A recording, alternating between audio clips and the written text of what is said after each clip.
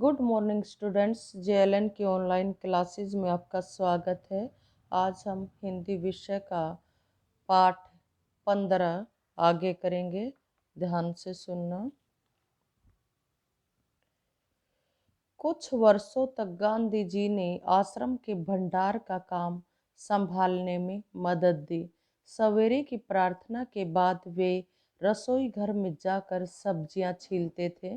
रसोई घर या भंडारे में अगर वे कहीं गंदगी या मकड़ी का जाला देख पाते थे, मकड़ी का जाला, जहाँ गंदगी होती है तो वहाँ मकड़ी अपना जाला सा बना देती है, तो अपने साथियों को आड़े हाथों लेते थे, उन पर क्रोधित होते थे।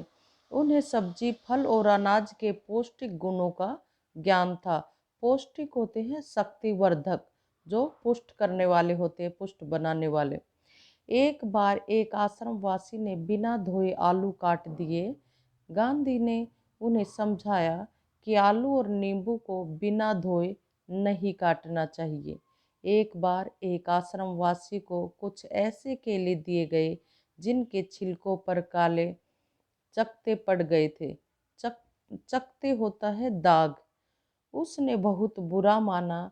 तब गांधी ने उसे समझाया कि ये जल्दी पच जाते हैं, जल्दी हजम हो जाते हैं और तुम्हें खास तौर पर इसलिए दे गए हैं कि तुम्हारा हाजमा हाजमा पाचन शक्ति कमजोर है।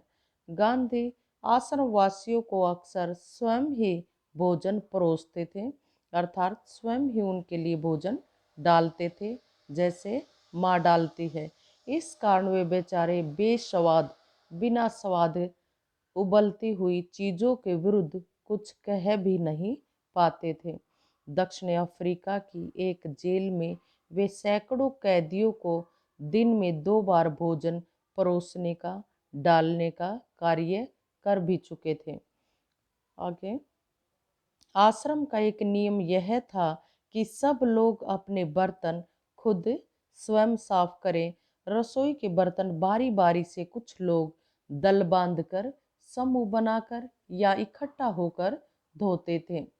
एक दिन गांधी ने बड़े बड़े पतीलों को खुद साफ करने का काम अपने ऊपर लिया। इन पतीलों की पेंदी पेंदी तली में खूब कालिक कालिक कालापन था या कालिक लगी थी। राख भरे हाथों से वह एक पतीले को खूब जोर जोर से रगड़ने में लगे हुए थे कि तभी कस्तूरबा, उनकी पत्नी, वहां आ गई। उन्होंने पतीले को पकड़ लिया और बोली, यह काम आपका नहीं है, इसे करने को और बहुत से लोग हैं। गांधी को लगा कि उनकी बात मान लेने में ही बुद्धिमानी है, समझदारी है, और वे चुपचाप कस्तूरबा को उन बर्तनों की सफाई सौंप कर चले आए। बर्तन एकदम चमकते न हों तब तक गांधी जी को संतोष नहीं होता था, शांति नहीं होती थी।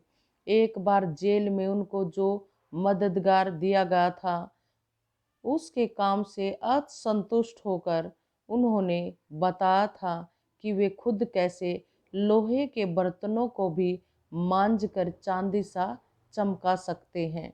जब आश्रम का निर्माण हो रहा था, अर्थात आश्रम बन रहा था, उस समय वहां आने वाले कुछ मेहमानों को तंबुओं में सोना पड़ा था। एक नवागत नया आने वाला पता नहीं था कि अपना बिस्तर कहाँ रखना चाहिए, इसलिए उसने बिस्तर को लपेट कर रख दिया और यह पता लगाने गया कि उसे कहाँ रखना है। लौटते समय उसने देखा कि गांधी खुद स्वयं उसका बिस्तर कंधे पर उठाए उठाए रखने चले जा रहे हैं। इतना ही करेंगे बेटा।